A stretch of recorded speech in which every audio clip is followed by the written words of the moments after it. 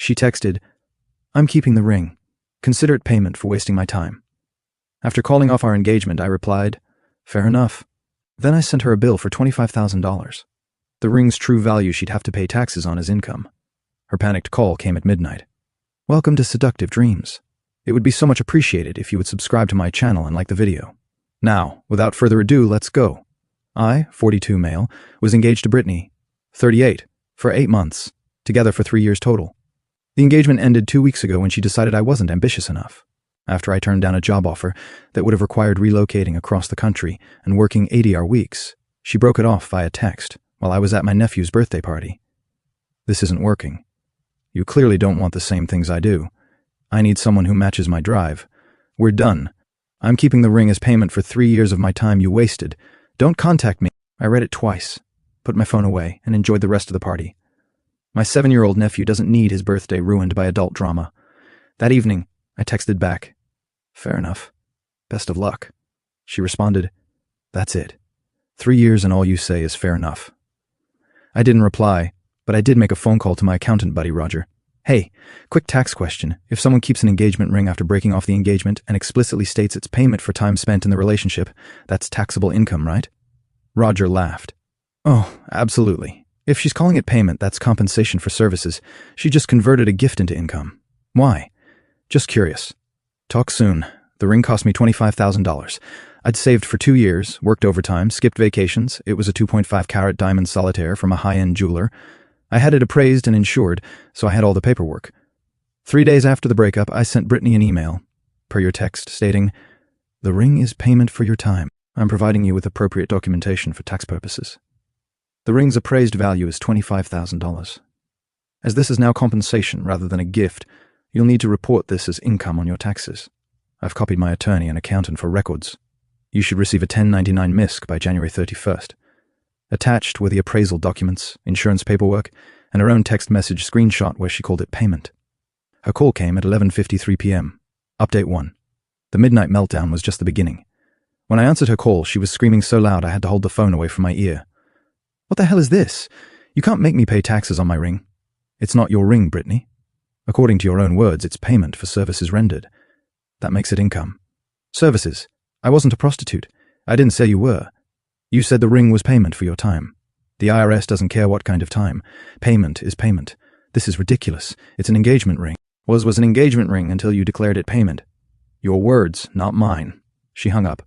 20 minutes later, her best friend Melissa called. "You need to stop this petty bees with Brittany." "What's petty about following tax law?" "You're seriously going to make her pay thousands in taxes over a ring you gave her?" "I gave her an engagement ring. She kept payment for services. There's a legal difference."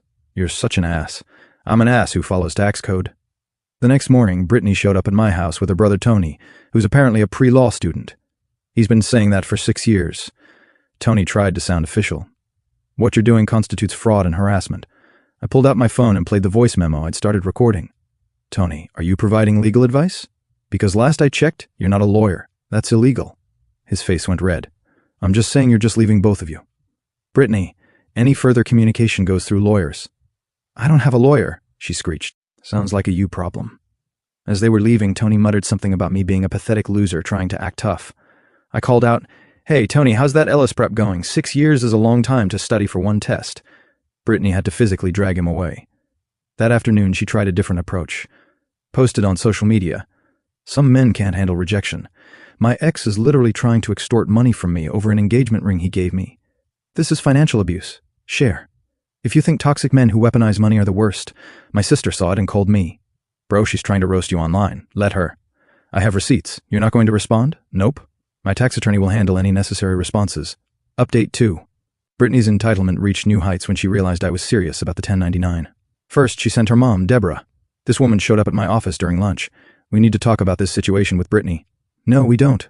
Please leave. She's crying every day. You're destroying her over a ring. I'm following tax law."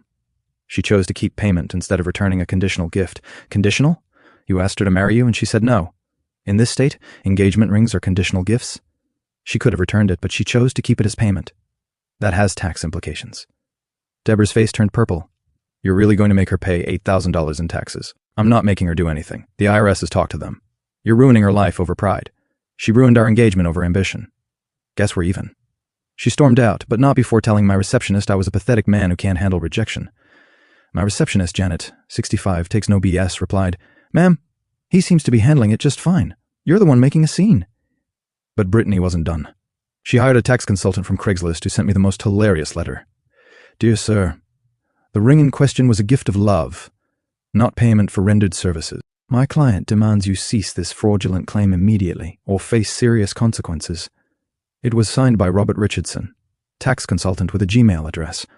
My actual tax attorney responded, "Mr. Richardson, please provide your PTIN, prepare tax identification number, and credentials. Also, please note that falsely representing yourself as qualified to provide tax advice is a federal offense." Never heard from Robert again. Then Brittany tried to get clever. She texted me from a new number. "What if I just return the ring? Then it's not payment. Too late. You already declared a payment and took possession with that intent. The taxable event occurred. This is blackmail. This is tax law. Google constructive receipt doctrine. I'll sell it and leave the country. Good luck. Make sure to report the sale on your taxes too. Capital gains are also taxable." She called me every name in the book. I screenshot everything and forwarded it to my lawyer. Update 3. The IRS doesn't play, and Brittany was learning that the hard way. She tried to return the ring to the jewelry store. The manager called me because I was listed on the insurance paperwork. "Sir, your ex-fiancé is here trying to return a ring, claiming you approved it. I didn't. The ring is hers now. She declared it as payment for services." I could hear Brittany screaming in the background. "Tell him I changed my mind." The manager was professional. "Mom, without his authorization, I cannot process this return." She left screaming about lawsuits. Next, she tried selling it to various pawn shops and cash for gold places. But when they asked for documentation, she had to show the appraisal, which had my name on it as the purchaser. Most required a police report proving it wasn't stolen. She actually filed a police report claiming I gave her the ring, then was extorting her. The detective called me. "Sir, can you explain the situation?" I emailed him the entire text chain, including her declaring it payment. He called back laughing. "So," she admitted in writing it's payment, "and now she's mad about taxes. Pretty much this is a civil matter. Tell her to get a tax attorney." Meanwhile, Brittany's financial situation was unraveling. See, she'd been living beyond her means for years, assuming we'd get married and combine finances. She'd racked up credit card debt, planning our dream wedding before I even proposed. Her mom called me again. She's getting eviction notices. She can't pay rent because she's saving for the taxes. Have you no heart? She could sell the ring. She'll take a huge loss. That's what happens when you keep property you can't afford. This is cruel. This is consequences. But the best part came when Brittany tried to get her actual tax preparer involved. She went to H&R Block LOL and demanded they fix this. The tax preparer called me with Brittany's permission recorded. "Sir, I'm trying to understand. Your ex-fiancé says you're falsely claiming she owes taxes on a gift. Not a gift. She explicitly stated in writing it was payment for her time. I have the texts." Oh dear. "Ma'am, if you classified it as payment, that is taxable income," I could hear Brittany, "but it's a ring, the preparer. The IRS doesn't care what form payment takes. Income is income." Brittany stormed out screaming about incompetent tax people. Update 4. Brittany's extinction burst. "Yes, I know that term is overused, but it fits here. Was spectacular. She organized what she called a protest outside my house. Her mom, her brother, and 3 friends with signs. Financial abuser lives here. Real men don't weaponize love. Karma's coming. My neighbor, Vietnam vet Bill, 73, walked out with his garden hose. You kids got a permit for this assembly? It's a free country, Tony shouted. Sure is. Free for me to water my lawn too. He started spraying. They scattered. Brittany tried to grab his hose and got absolutely drenched. Bill looked at me watching from my window and gave a thumbs up, but Brittany's biggest mistake was yet to come. She went on a local morning show segment about financial abuse in relationships. They didn't vet her story properly.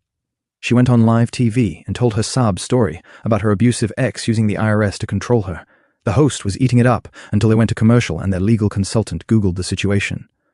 When they came back, the host's tone had changed. So Brittany, just to clarify, you kept the ring and explicitly called it payment. Well, yes, but... And now you're upset about the tax implications of that decision. He's weaponizing. Did you consult a tax attorney before declaring a payment? I didn't think. Right. Well, folks, this is why we always recommend consulting professionals before making financial decisions. They cut to weather. The segment never made it to their online archive, but someone had recorded it. It went viral.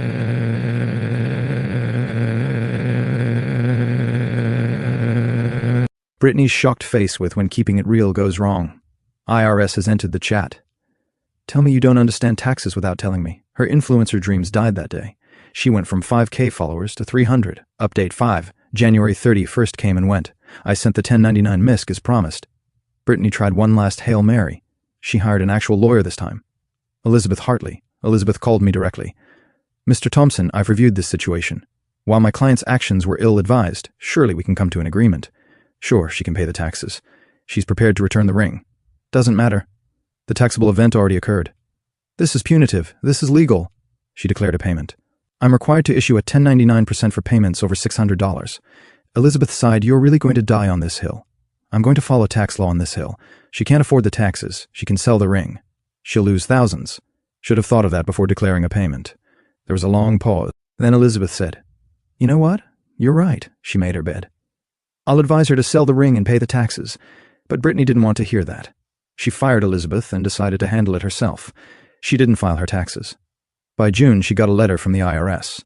Not only did she owe the original taxes on the $25,000, but now there were penalties and interest. Her mom called me one more time. She's having to sell her car. Are you happy? I'm indifferent. This was all avoidable. How can you be so cold? How can she be so entitled? Deborah hung up. Final update. Last week, I ran into Brittany at a coffee shop. She was with some guy who looked about 25 wearing a suit that screamed, Daddy's money. She saw me and turned white. The guy asked if she was okay. That's my ex, she whispered, but loud enough for me to hear. The guy looked at me. The one who made you pay taxes. I didn't make her do anything. She made a choice. Brittany grabbed his arm. Let's go, Bradley. Bradley, of course, stood up. You know, you're a real piece of work making her suffer like that. She kept a $25,000 ring and called it payment. I just made sure the IRS knew it was a gift, not according to her own words. I pulled out my phone and showed him the screenshot of her payment for wasting my time text. Bradley's face changed. He looked at Brittany. You said he was lying about that part. Bradley, it's complicated. You told me he fabricated evidence. This is your text. You don't understand. I understand you lied to me. He walked out. Brittany stood there, mouth open. You just ruined another relationship, she hissed at me. You ruined it by lying. I just showed him the truth. I hate you. Your feelings about me don't matter. Pay your taxes. She stormed out crying. The barista who'd witnessed everything gave me a free coffee. That was beautiful, man. Yesterday I got a notification from my lawyer. Brittany had finally sold the ring for $18,000 and paid the IRS what she owed, including penalties. Total cost to her, approximately $11,000 in taxes and penalties, plus the $7,000 loss on selling the ring. $18,000 lesson in why you don't get cocky with conditional gifts. As for me, I'm dating someone new. Rebecca's an accountant who appreciates a man who understands tax implications. She literally laughed for 10 minutes when I told her this story. You issued her a 1099. That's the most beautifully petty thing I've ever heard. It wasn't petty, it was legal compliance. She kissed me. God, you're such a nerd. I love it. We're taking things slow, but at least I know if we ever get engaged and it doesn't work out, she understands the tax code. To everyone saying I went too far, she could have just returned the ring when we broke up. She chose to keep it. She chose to call it payment. She chose to put it in writing. All I did was follow the tax implications of her choices. And before anyone asks, yes, this is all legal. Yes, the IRS really did make her pay. And yes, I sleep great at night. The moral of the story. If you're going to be entitled enough to keep a $25 engagement ring as payment, make sure you understand tax law first. Or better yet, just don't be a jerk about breakups. Return the ring, move on with dignity, and nobody has to involve the IRS. But Brittany had to learn that the hard way. Oh, and Brittany, if you're reading this, and I know you are because Rebecca told me you stalked her LinkedIn. Bradley's mom called me last week. Turns out you tried the same keeping expensive jewelry as payment thing with him. He dumped you via email and specifically cited tax liability concerns. Maybe it's time to change your strategy.